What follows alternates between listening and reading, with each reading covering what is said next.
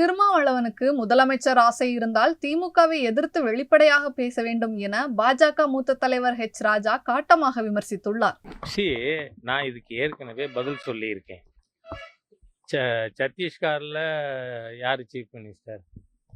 பட்டியல் சமுதாயத்தை சேர்ந்தவர். அதோடு இல்லை, இந்த நாட்டினுடைய ஜனாதிபதியாகவே மலைவாழ் சமுதாயத்தை சேர்ந்தவரை மேதகு ஜனாதிபதியாக நாம் போட்டிருக்கோம். இதுக்கு முன்னாடி கூட திரு ராம்நாத் கோவிந்த் அவர்கள் பட்டியல் சமுதாயத்தை சேர்ந்தவர் இருந்தார். அது மட்டும் இல்லை, ஏன் இங்கே ஆக முடியலைங்கிறதுக்கு அவருக்கு இருக்கின்ற கூட்டணி திராவிட முன்னேற்ற கழகமும் திருமாவளவன் அவர்களும் பதில் சொல்லணும். காரணம் என்ன? மற்ற மாநிலங்களில் இருந்திருக்கே, சகஜமாக இருந்திருக்கே. ஆந்திராவில் திரு டி அஞ்சையா அவர்கள் சீஃப் மினிஸ்டராக இருந்தார். நாடறியப்பட்ட ஒரு பட்டியல் சமுதாய தலைவராக திரு அஞ்சையா அவர்கள் இருந்தார்கள், பிரபலமான காங்கிரஸ் தலைவர். அதே மாதிரியாக மகாராஷ்டிராவில் திரு ஷிண்டே அவர்கள், ஷிண்டேயும் பட்டியல் சமுதாயத்தை சேர்ந்தவர் இருந்தார். பஞ்சாபில் இருந்தாங்க. உத்தரப்பிரதேசத்தில் செல்வி மாயாவதி அவர்கள் 4 முறை இருந்திருக்கார். ஏன் தமிழ்நாட்டில் நடக்க மாட்டேங்குது?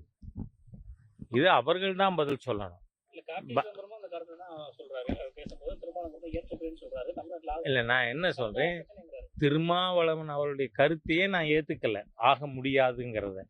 அவருக்கு ஒரு கால் ஆகணும்னு எண்ணம் இருக்கு, அதை திமுக தடுக்குது அப்படின்னு அவர் ஃபீல் பண்ணா வெளிப்படையா பேசணும்.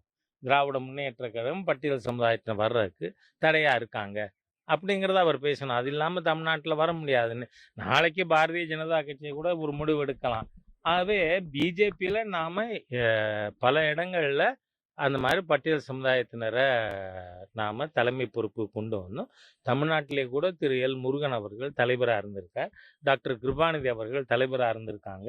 ஆகவே பாரதிய ஜனதா ஆல் இந்தியாவில் திரு பங்கார் லட்சுமணன் அவர்கள் தலைவராக இருந்தாங்க. ஆகவே பட்டியல் சமுதாயத்தினரை கௌரவிக்கிற கட்சி பிஜேபி.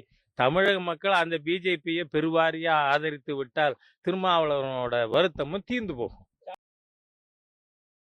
செய்திகளை உள்ளது உள்ளபடி தெரிந்து கொள்ள ரெஃப்ளெக்ட் நியூஸை சப்ஸ்கிரைப் பண்ணுங்க.